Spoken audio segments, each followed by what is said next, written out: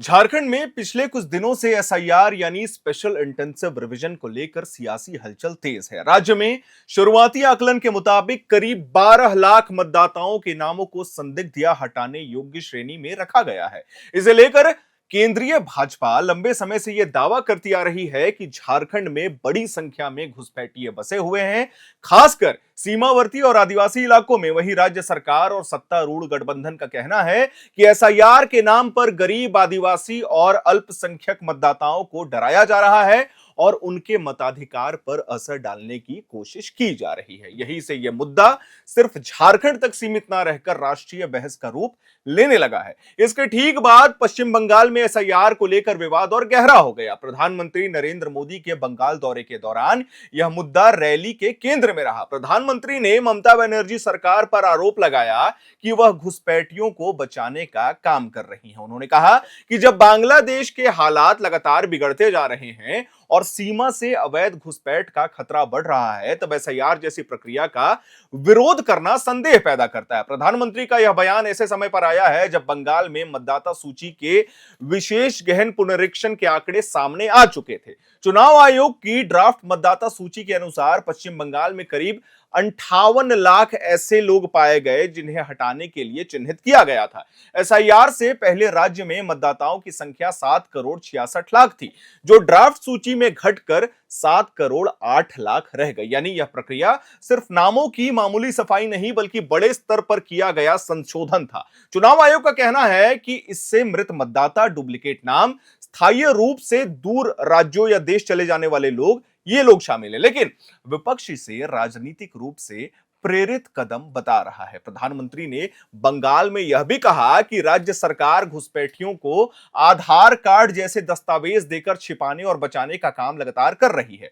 उन्होंने साफ इशारों में कहा है कि अगर वास्तव में कुछ छिपाने को नहीं है तो फिर एसआईआर का विरोध क्यों हो रहा है। हालांकि जानकारों का कहना है कि एसआईआर अपने आप में नागरिकता तय करने की प्रक्रिया नहीं है। चुनाव आयोग का काम सिर्फ यह देखना है कि मतदाता सूची में योग्य और वास्तविक मतदाताओं के ही नाम हो। नागरिक जांच करना गृह मंत्रालय और केंद्र सरकार का विषय है। इस पूरे विवाद के बीच बंगाल के सीमावर्ती इलाकों, खास करके हकीमपुर बॉर्डर क्षेत्र से जुड़ी कुछ जमीनी तस्वीरें भी सामने आई थी। हमने पहले भी बताया था।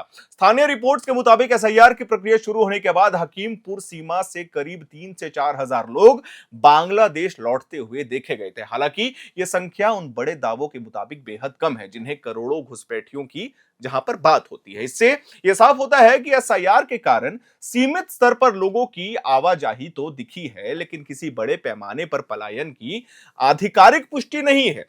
एक और सवाल है जो वो बेहद अहम है, क्या एसआईआर से वास्तव में घुसपैठ रोकी जा सकती है? सच्चाई यह है कि बंगाल और बांग्लादेश सीमा पर आज भी बाड़बंदी का काम अधूरा है। करीब 2216 किलोमीटर लंबी सीमा में से लगभग 570 किलोमीटर हिस्सा अभी भी बिना बाढ़ का है।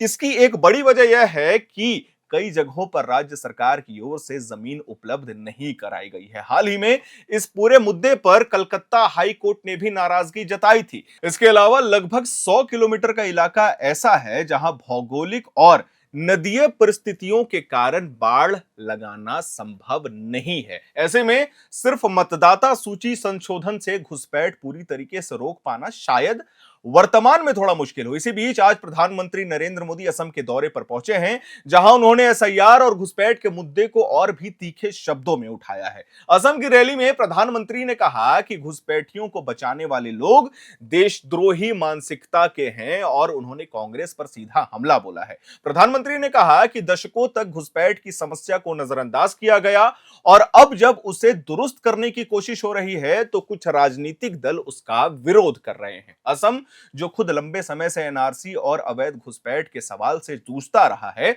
वहां प्रधानमंत्री का यह बयान खास राजनीतिक संदेश देता है।